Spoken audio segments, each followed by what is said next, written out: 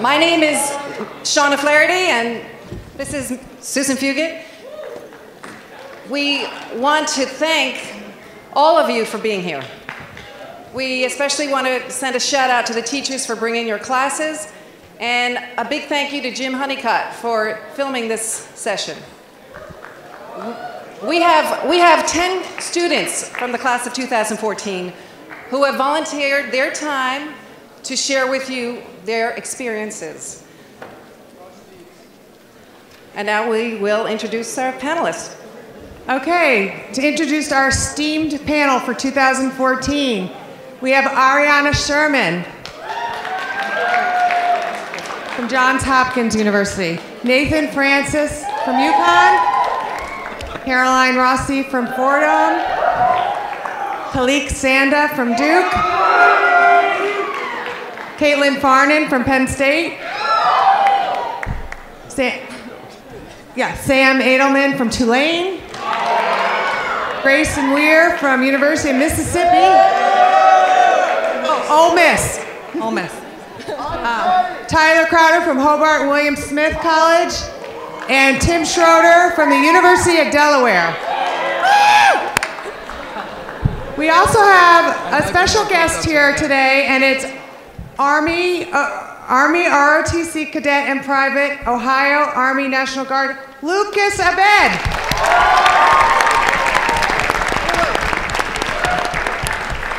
We are going to ask for your undivided attention during this session.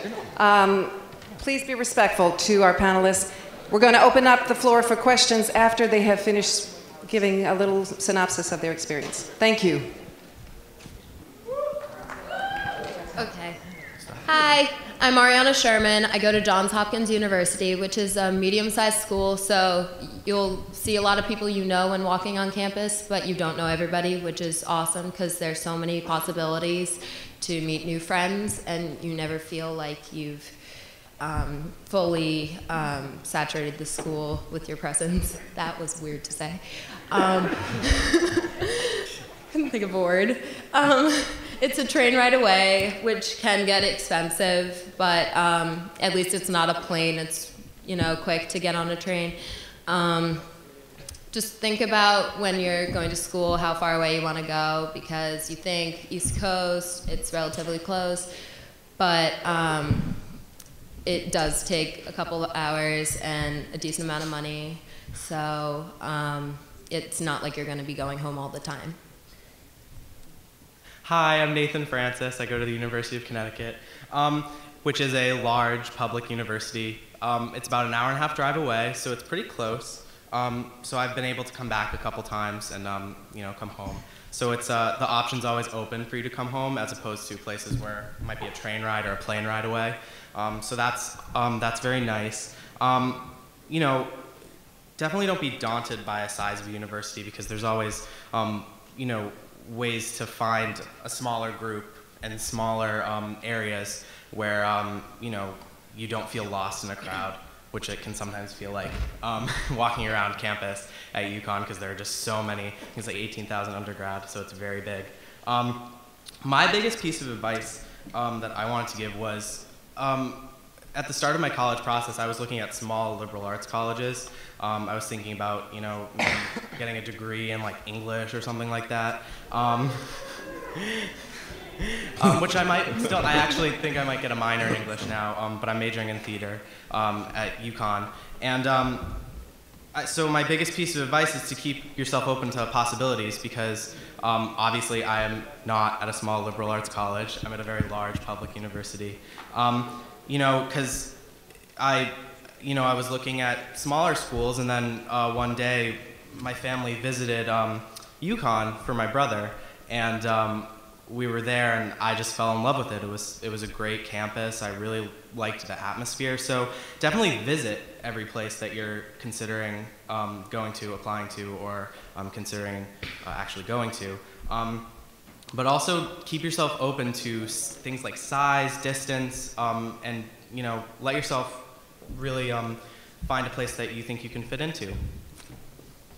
I'm Caroline Rossi. I go to Fordham University in the Bronx, and It's only about an hour away on the train, and I think that's definitely something you want to consider is how far away you're going and what you're really comfortable with, because I think people definitely underestimate how they feel about the distance. And I know that I personally know that I'm a homebody and I like to be close to home, so I chose a school that it was very easy for me to get home from. And I think another thing you should really consider is the college town and college atmosphere around your school. Fordham is really close to Manhattan, and it takes about 20 minutes to get into the city, and I go into the city all the time. So you really have to think about like what you're going to be doing on campus and off campus, and if it has everything that you're interested in. And I think to speak to the college process, something that I personally did was I didn't tell anybody what my college plans were. I kept everything very under wraps, and I know that especially here in Westport, everyone is very tempted to want to know what everyone else is doing, and people are getting in and everyone's seeing their friends get in, and it gets very stressful. And my biggest piece of advice is just, it's nobody's business but your own. And I think in the long run, it'll make it so much less stressful if, you just keep it to yourself. And lastly, I would say that I think it's important just to remember that everybody finds a place and that there's a college out there for everybody. And I think that no matter what you may be feeling right now, that everything could change. Just keep your mind open to all the possibilities and remember that everyone finds a school for them. Hi, my name is Khaliq Sanda. I go to Duke University in Durham, North Carolina. I'd definitely say that my biggest piece of advice for all of the seniors in the room is realizing that where you end up going to school will be the best place for you. I was someone that, unlike Caroline, my college process was not secret. Everyone knew where I wanted to go to school all 4 years. After ultimately getting deferred and then rejected, at that time I thought it was the worst thing that had ever happened to me.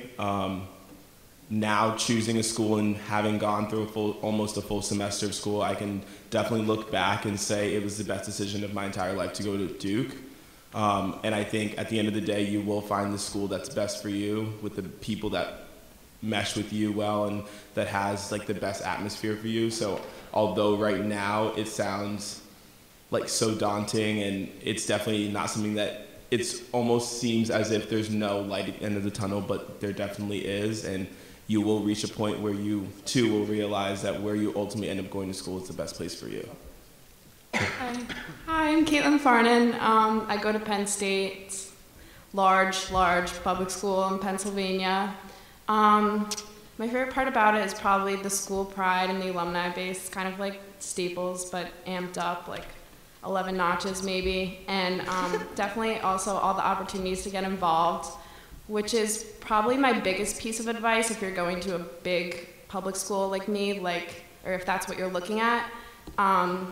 Definitely find either a club or I rush a sorority, and it's honestly the best decision I've ever made. If any of you have any questions about rushing a sorority or like girls, definitely ask, and I recommend just going for it. And also, like Khaliq said, just remember that you'll end up, everyone's gonna end up where they're supposed to end up. I had no idea that I wanted to go to Penn State, really. I applied to 15 schools or so, which is a lot. And now I can't see myself anywhere else, so. Hi, I'm Samuel Adelmann. I go to Tulane University in New Orleans, Louisiana. It's a smaller to medium-sized school. The best piece of advice I have for you guys is probably just to keep an open mind. I remember when I was going through the college process, I was very dead set on one school, and I eventually got rejected from it. And to this day, I'm very happy that I was rejected because Tulane ended up being a much better place for me. I know a lot of you probably have a list of like the same type of school and you've applied to a lot of similar schools.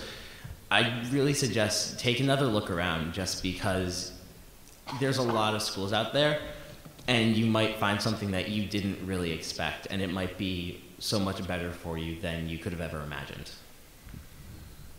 What's up, guys? I'm Grayson. I go to Ole Miss. It's in northern Mississippi, which is still the heart of Dixie, so it's really southern. It's a school, it's an interesting dynamic to it. We're an SEC school, so not only are we the best conference in football, but we're a very big, like rah-rah university, but it has only 16,000 undergrad students, so it's kind of got a small school, or medium-sized school feel, rather. And it's only 15 minutes, the furthest walk from one point to the other end of campus, so it has a closer feel, even though it's a D1 SEC university. And originally, like everyone else seems to have said, I was looking at so many different places. I thought I wanted to go west, and I only looked at schools out west. And then my cousin told me, just take a look at some schools down south. And I went down and I visited, and I absolutely fell in love. So, I mean, if you have the opportunity to go and visit schools that you thought, oh, maybe I should go here, maybe I don't want to go here, I have some interest, take a look, because you really don't know what you want until you get there. And I've never been happier just anywhere than I am at Ole Miss, just because it's a whole different ball game than it is here.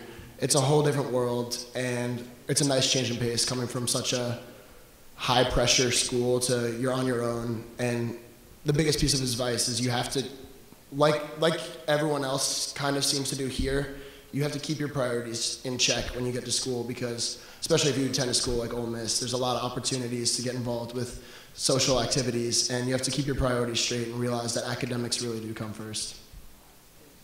All right, hi guys, I'm Todd Crowder. I attend Hobart and William Smith College in upstate New York.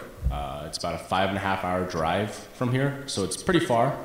It's very inconvenient for my mom or myself to get back home, so, I wanted to go far away from here. But I wanted to stay, on the East Coast, personal preference. I guess my biggest piece of advice to everyone here is, keep your options open, guys, like what everyone else is saying. I applied to huge schools out on the West Coast to small liberal art colleges where I'm attending currently. And, it's fun, it's stressful, yet it's a fun process for you guys. I can remember myself sitting here and, having so many questions and so many doubts about where I'm going to go to college. And remember, like what everyone else said, is that you're going to go to the best college that fits you. I personally am so happy I'm at Hobart. It's a small class size. Personally, that's the best for me academically and socially. And so, guys, keep your options open, and no matter what, you're going to attend the best college for you.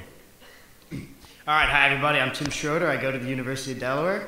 Right now, don't worry, this will all fit in eventually. Right now, I'm an international business major. I'm a peer mentor for first-year experience freshman classes. So basically, I'm like a TA in those classes. And what I wanted to sort of emphasize is, if you don't know what major you are right now, or you're looking at colleges for your specific major, don't fret about it, because there's a lot of different things college has to offer, especially in terms of majors. I think we have like 150 different majors.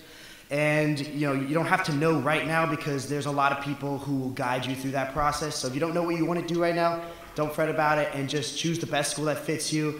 Delaware is a semi-mid-sized university. I mean, I don't know what that means, like about 20,000 kids compared to like Penn State's 40,000. I call it mid-sized.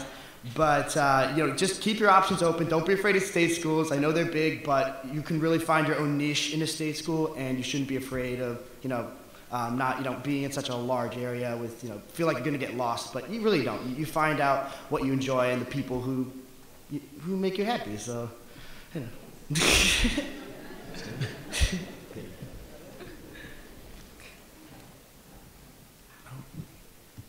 Hi guys, I'm Lucas Abed. I'm a cadet at Ohio University, and I'm a private in the Ohio National Guard. My piece of advice for everyone in this room is just do, as of right now, think about what you want in life and reach for that goal. Do what you want to do. My senior year, I applied to about 6 schools. 4 of them I couldn't afford. I don't know why I applied to them. So I was left to 2. It was hard to pay for both of them, so I didn't know if I wanted to go active duty. I didn't know if I wanted to join the reserves or even go to college. My family was telling me one thing, my friends were telling me other things. So right now, I want everyone to think about what you want in life. What do you envision yourself 10, 15 years from doing? And make a decision based to get you to that goal. Okay? Don't let anyone pressure you into doing something. I felt a lot of pressure my senior year, and that's probably one of the many reasons that I was stressed with applications. I was going crazy. I said I didn't want to go to college. Just do what you want to do.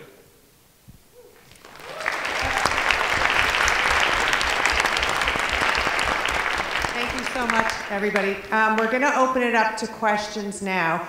And we have two student ambassadors, Jenny Bloomfeld and Sarah Herbstman, who will each be in an aisle. And they will get the mic to you. Don't be bashful about asking questions, but please keep them appropriate, and they will get to you.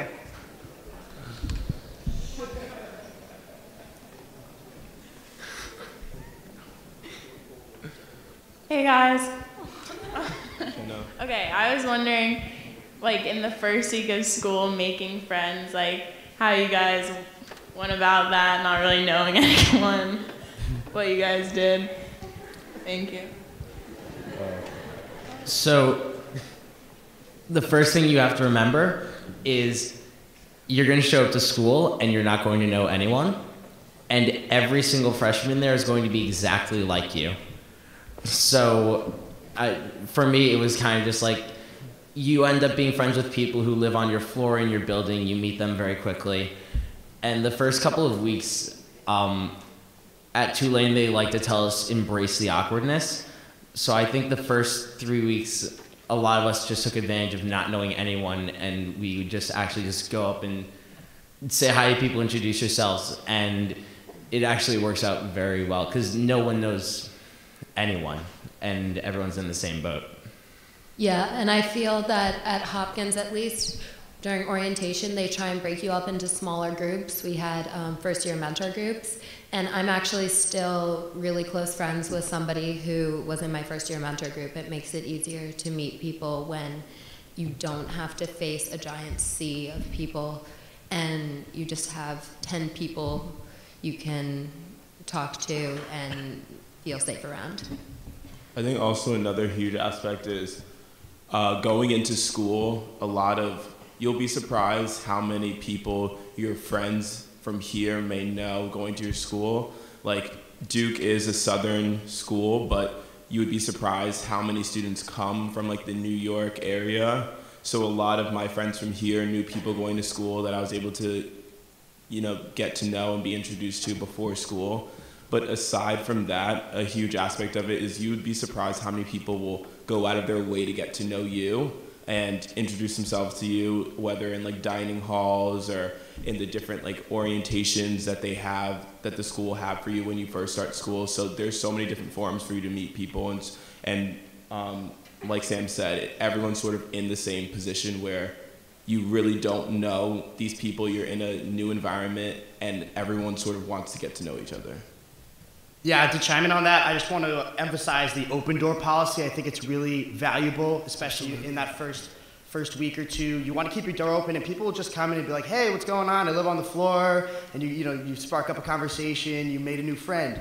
And what's interesting about that is, the school wants you to be comfortable, they want you to be happy, because they want you to have a good time and have a great education. So they're going to do anything they can to sort of ease that awkward experience. I know the first week is almost entirely activities and socials and meeting people, so there's a lot of different ways that you'll make friends, and it's not as scary as it looks when you actually do the process. So yeah, I can't stress leaving that door open more. My entire floor, they're all Jackson, Mississippi, good old Southern boys, and you just leave your door open and these guys are coming in, they're like, oh, who's this Yankee? But then it turns out these guys are some of my best friends to this day. Okay, next question.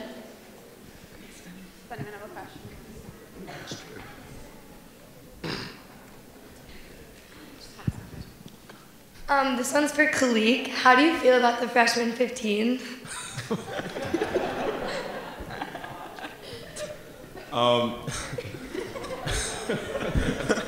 If I'm being honest, I don't know anyone that has gained the freshman 15, at least at Duke. I think it's definitely much more hyped up than you believe.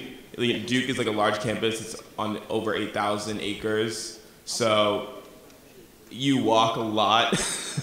There's like a lot of walking to get around, to get to different places. So, and to be honest, you're going to college and the food's not gonna be that great. You can't expect to, be having probably as great of meals that you're having at home. So I don't think that's really that big of an issue. I beg to differ. Freshman 15's a thing. Just because, I don't know, at least in my dining hall, they have like really good desserts and like whatever. But a lot of people do work out in college, and you do meet friends who share that interest, so you can definitely manage it. But yeah, it's a thing. Watch out. Yeah. Insomnia cookies, Jimmy John's, just like once a week maybe, tops, you know.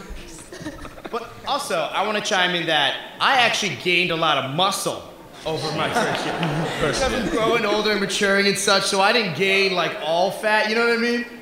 So I think that also has some kind of freshman 15 connotation, that you're also just going to mature physically and gain that weight. I know I did, but I don't know. At least what my mind's telling me, so. Oh my God. Okay, next question.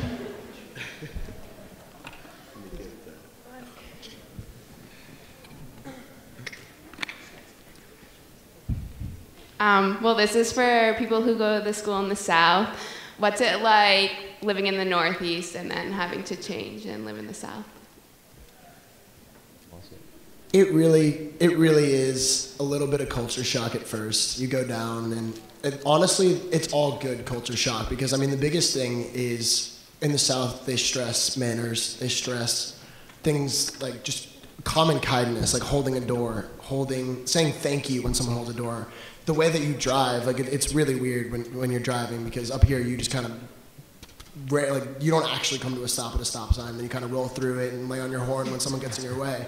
Down there, it's like you sit at a four-way intersection for like 5 minutes, like asking the other person to go, and no one goes because everyone's too polite.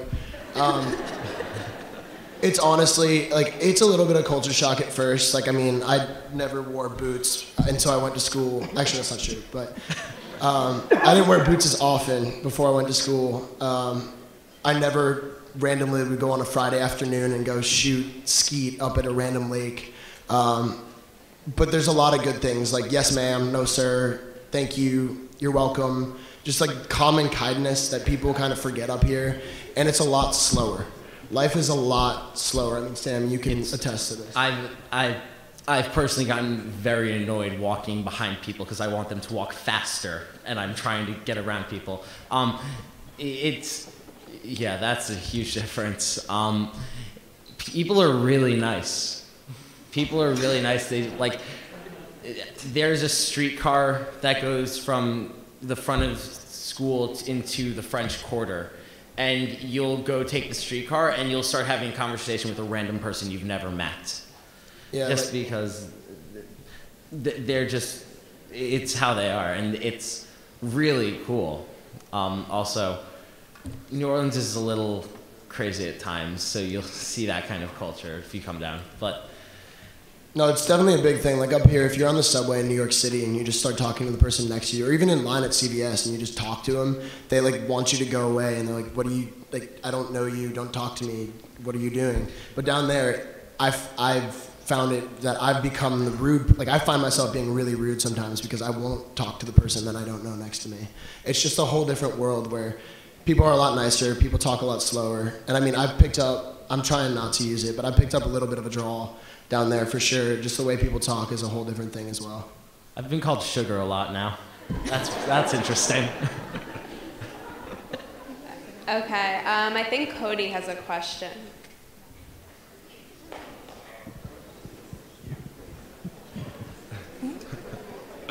Hello. Given all of the international students that go to these colleges, how is it like for the new cultures to be blending? I have. Everyone blends well. Yeah. I know up at my college we have a huge Chinese population coming from mainland China, and you know, it's not that weird. You know, we mix pretty well. You know, it's always just about you talk first, because English may not be their main language. So it's always good to give them a friend to talk to them, because they're just as scared as you are, if not even more, because they're like 16 hours and millions of miles away from their family. So it's always good just go up and say, "Hey, how you doing? I'm Tyler. Nice to meet you. What's your name?" it's always good just to say hi and give them a friend to talk to. Yeah, I mean, most international students live in international dorms. Like, I know for us, they make it easy for them by having them live with students who are coming from the same sort of situation, moving overseas or whatever it might be. And like most like American domestic appliers like live, together as well. So, you'll make like international friends, in class especially, because there's no like bordering, like, it's all right. Like they figure it out and they make it so that they're not, awkward or have no friends or anything like that. They try and kind of associate everybody in the same kind of pool. Well, UCONN has a very large international student population, and mostly, I believe from China, but also from other countries too. And I have a friend actually she's from Costa Rica. So, and I've been able to kind of talk to her and like see her experience and kind of like interaction with a much colder climate, obviously in Connecticut than in Costa Rica. That's a big thing for her. But like it's cool to be able to kind of interact with different cultures and see that, because we definitely have a lot of international students at UCONN.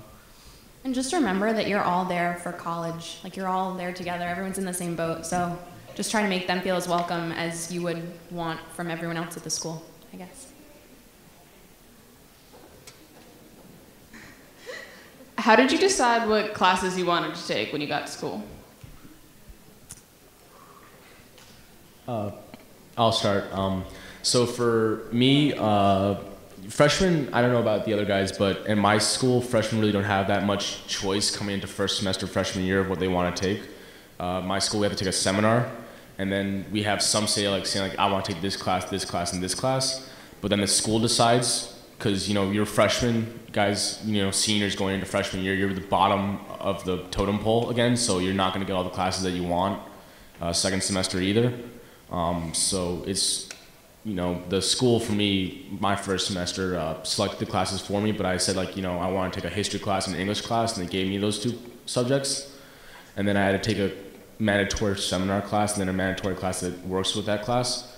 So I don't know about how the other guys work, but the school does have some control, but then after first semester, it's all about your control and what you want to take and with your major and stuff. It's really dependent on if you know what you want to do or not. Personally, I'm an intended dual degree, earning a BS in chemistry and a BFA in musical theater. So I have a lot of set courses that I need to take already, along with general education requirements. So for me, it was a lot of, here are the courses that you have to take as a freshman, and then here are courses that mix well with what you are thinking about doing, but if you end up not wanting to do that, they'll still work towards other things. So, but I have tons of friends who are undecided and they take a broad spectrum of classes. I have friends in the business school who are in lots of business classes. So it's really dependent upon if you know what you want to do or if you're still figuring it out. And that's college. That's what you're there for. So it's okay. No, I was just gonna say, to go along with that, some schools have a core, like you guys were saying. I mean, most schools just have the required classes for freshmen. And I know sometimes, in my case, it can be a bit frustrating when you have to take astronomy when you're a communications major. But sometimes I think I know from a couple of my friends who have ended up having to take classes that don't go along with their major, it's actually completely changed their mind.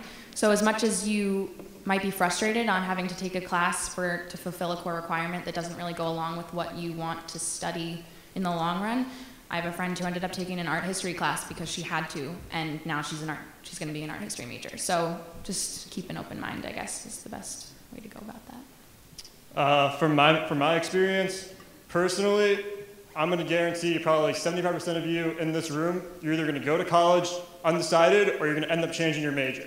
For me at Ohio, all my military classes are required, so I don't have any control over that. But every other class is my free choice. So this year, like I said, envision yourself and what you want to do. I have absolutely no idea what I want to do besides being in the military, but I need a degree. I have some desire to be a teacher. I love aviation. I want to be a pilot.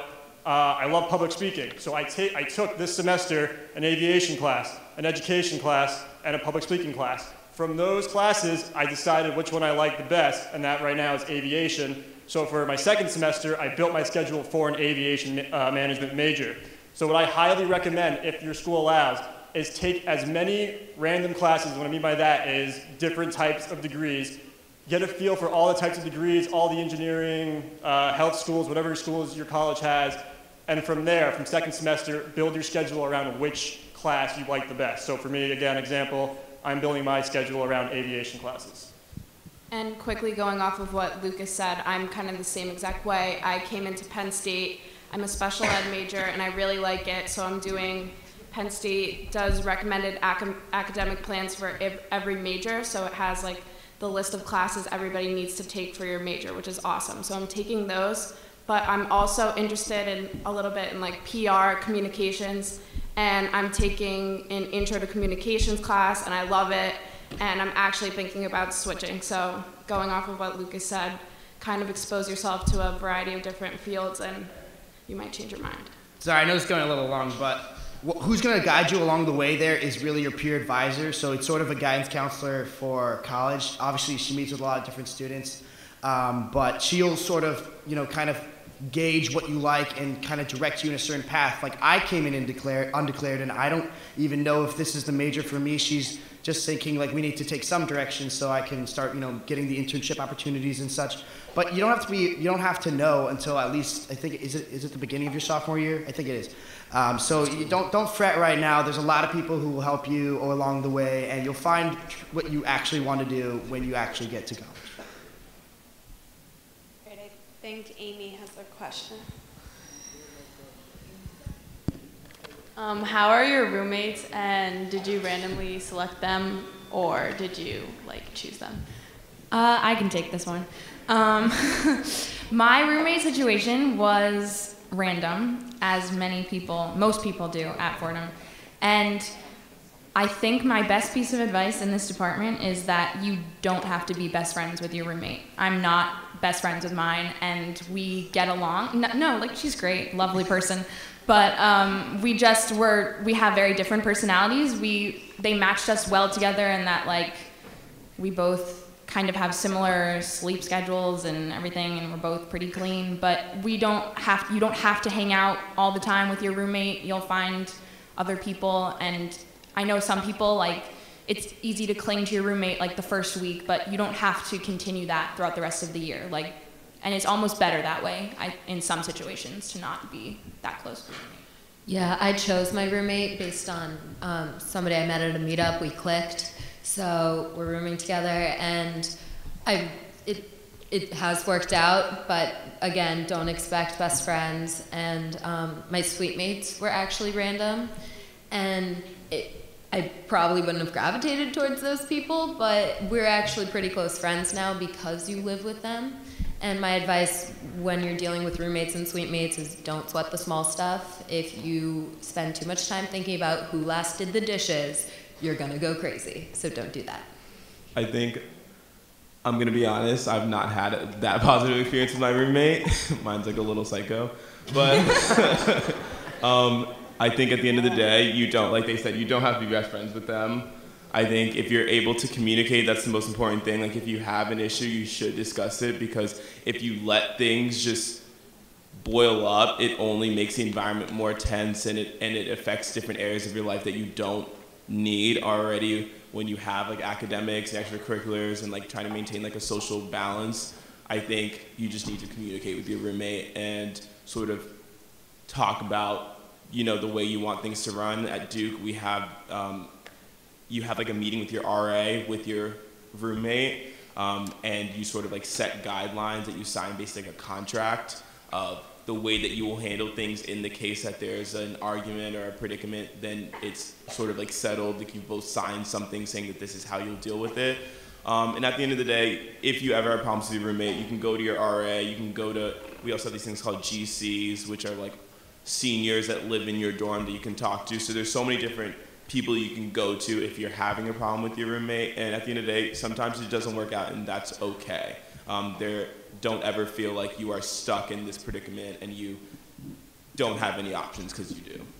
And on a completely different note, I chose my roommate. She went to Ludlow. We actually hung out like 3 or 4 times before move-in day, and it's great. I mean, we like, get along well and stuff, but I regret not branching out because Jenna asked this a while ago, but like the first couple weeks of school, there's like 5 other Ludlow girls at Penn State as well, and we kind of just stuck to each other, and it was annoying because we were talking about the same things, we go to the same restaurants, we go to the same places, and people were actually annoyed with us. Like they told us that we were only talking about Connecticut and stuff, so I recommend branching out. It may be scary, but yeah. For me, my living is a little different. Basically, at my school, I'm sure some of you guys might have it, we have what's called learning communities. So, for example, I'm in the ROTC learning community, so every freshman and sophomore cadet lives in the dorms together. So, I didn't know anyone being from Connecticut, being here, I didn't know anyone in Ohio, didn't know anything about it. The second I got there, I already had 40 friends, because I knew every cadet, because they all live next to me. My roommate is also a cadet. So, having that bond and being able, he helps me out, I help him out, we have a similar schedule. It's a tremendous help, and it takes off a lot of stress from living with a new person. I didn't know my roommate at all. He messaged me on Facebook one day, said, "Hey, do you have a roommate?" I said, "No, what's room?" Okay.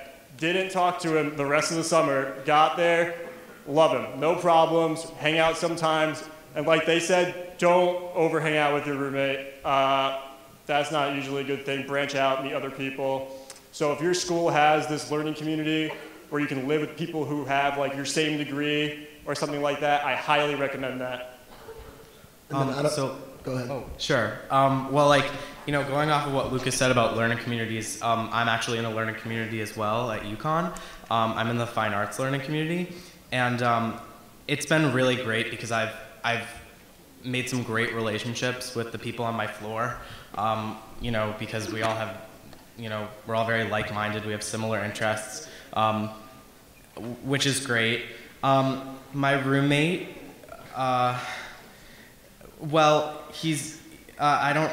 we're not the best fit. I went random with him, and he's who I ended up with. And I think that what you gotta realize about the roommate is you really can't stress about it, because I feel like at the end of the day, no matter what you do, it's like kind of a crapshoot. Like you could get like the best person in the entire world, you can meet your like best friend, or you can get someone who just doesn't. Like I feel like there's such a varying like level of experiences that people have had with their roommates. Like just on this panel, there have been people who don't like their roommates, there have been people who do like their roommates. So honestly, like I do recommend going random, even though me going random obviously didn't yield the best result, but I would recommend doing that, because I know people who have gotten good results from that. But just don't stress too much about that, because I know I did.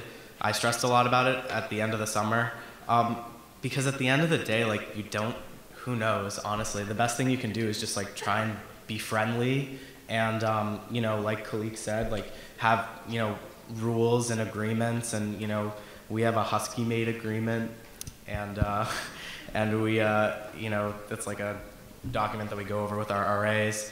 So just like do your best to be a good person around them, and that's really all you can do. Hi, my name's Jordan. What are your nightlifes like? Like what's the party situation, I guess? I think everyone's thinking it though. Academics come first, 100%. Like I can't stress that enough. It's really easy to get caught up. Like, I mean, I'm in a fraternity, so it's very easy to get caught up with going out every night of the week. I mean, obviously your budget's a big part of that. Like I went out a lot my first week when I didn't have classes or anything, and now I regret it because my wallet's kind of yelling at me. But it's really, really important that you have to make sure your academics come first and that you know what you're doing, what you have when, because it's really, really easy to stray away from what you're actually at college to do, which is to get an education. There are other ways to have fun other than going to parties. I mean, obviously those are there as an option, but kind of branch out and try different things for having fun, because sometimes that's more fun. going off of what Grayson said, there are going to be times when you're going to have friends going out. If you need to stay in and do work, stay in and do work. Everyone has to do it at some point. It's worth the time and effort. Your grades do come first. You don't want to be failing out of school. That's not a good thing. I think it's just having a balance in what you're going to school. Obviously, you're going to college and you're going to have a great time. No one is saying that you shouldn't, but I think, like they said, it's prioritizing the fact that you're going to an academic institution to learn. Duke is a school that has a lot of school spirit. You know, students get decked out in their blue and white for the basketball games and the football games, and it's a huge part of the school and a huge part of like our social atmosphere as well as Greek life. But like they've also said, it's sort of learning to maintain a balance and understanding that, you know, when you go to school, you're going to be spending a lot of time doing work and in the library and seeing your teachers and in study groups, that you have to find that balance, because if you don't, it will end badly. And the same exact thing for Khaliq goes with me, but like lastly, don't feel pressured by other people. Like people will really respect you if you say, hey, gotta stay in, like I have an exam tomorrow, gotta stay in, gotta work on a paper. Everyone's like, okay, like that's great, like we'll miss you. It's not a big deal, school comes first. I have a story. So a couple of years ago at my battalion, the senior cadet, he's the battalion commander, he's top cadet in the battalion. He got aviation, wanted to be a pilot his entire life. Got it, set to go in the summer for training. Second semester, he got caught giving alcohol to underage cadets. Army kicked him out of the program, non-Army pilot today. So I rarely go out. I actually don't go out at all because I'm not willing to risk my future career over alcohol, drugs, or something, whatever, you know, anything stupid like that. So ask yourself before you go out, ask yourself the consequences. And if you get caught, whatever you want to be, if you want to be a doctor, lawyer, whatever you want to do, if you cannot be that because of an action you made in college, is that action worth it? But don't be a recluse as well. Just one thing that you guys might not be aware of.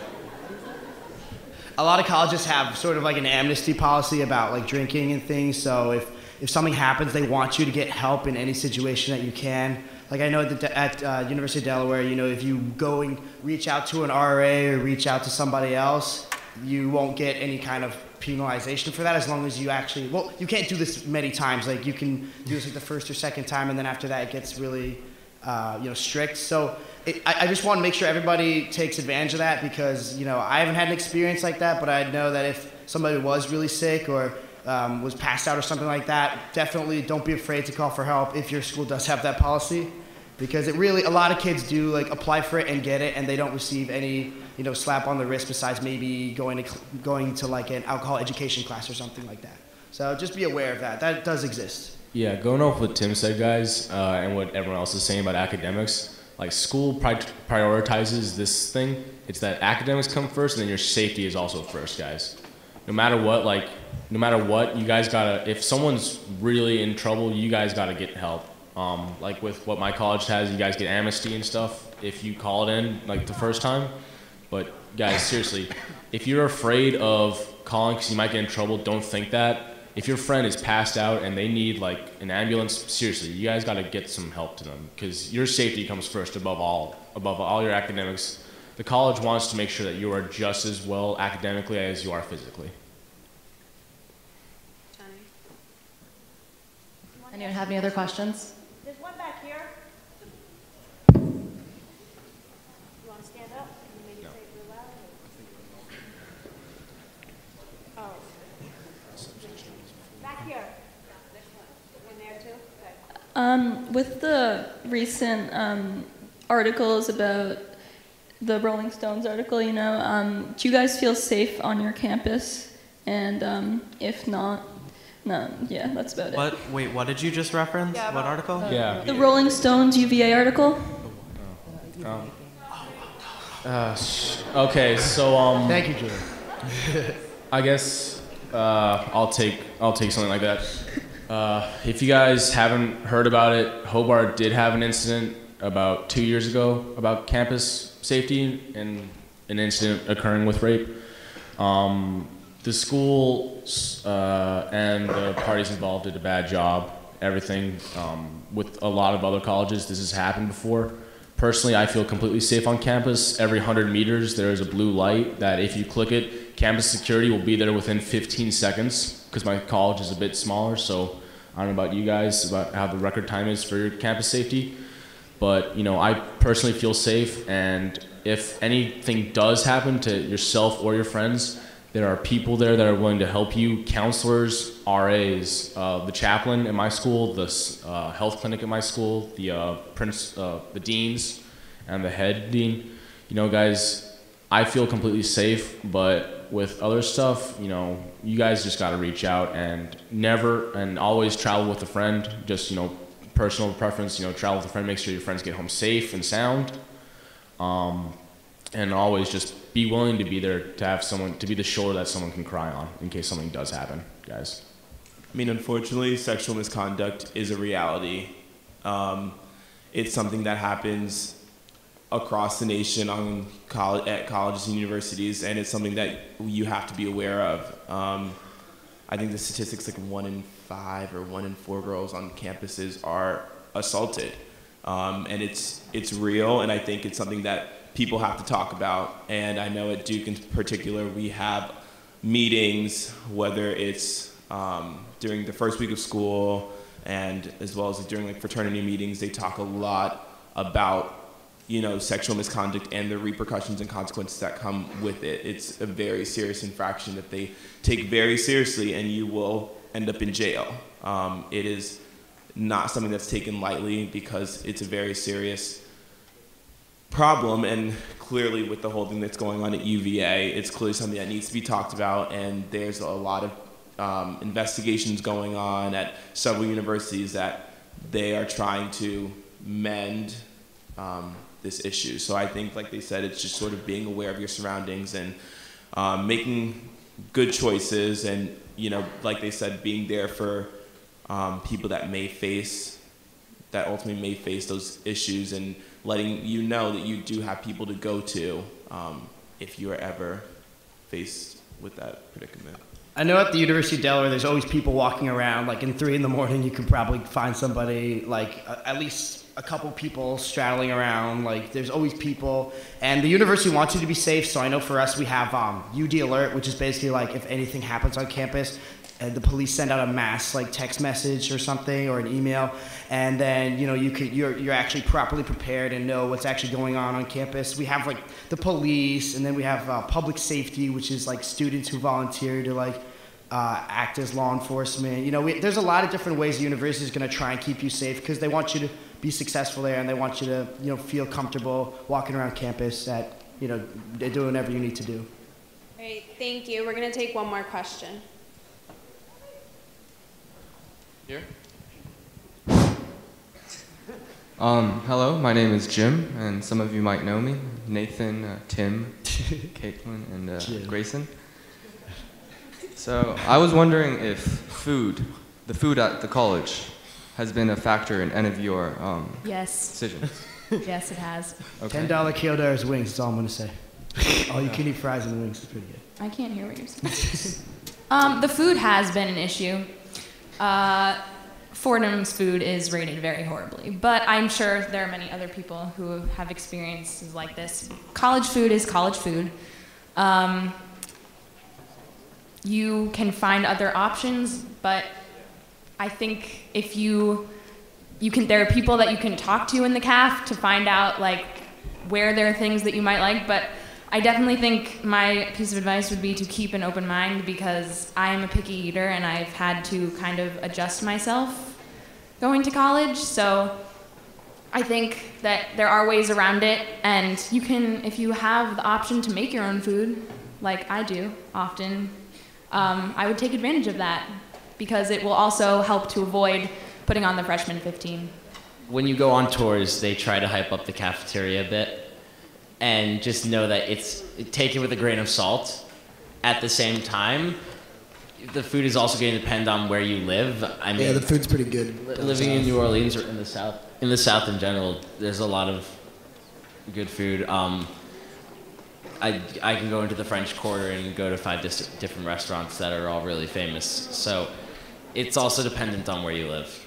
I guess. Unfortunately, we're running out of time. The bell's going to ring. Could everybody give a round of applause to our panelists and to Lucas? If you have any questions, they are available to answer them. Thanks.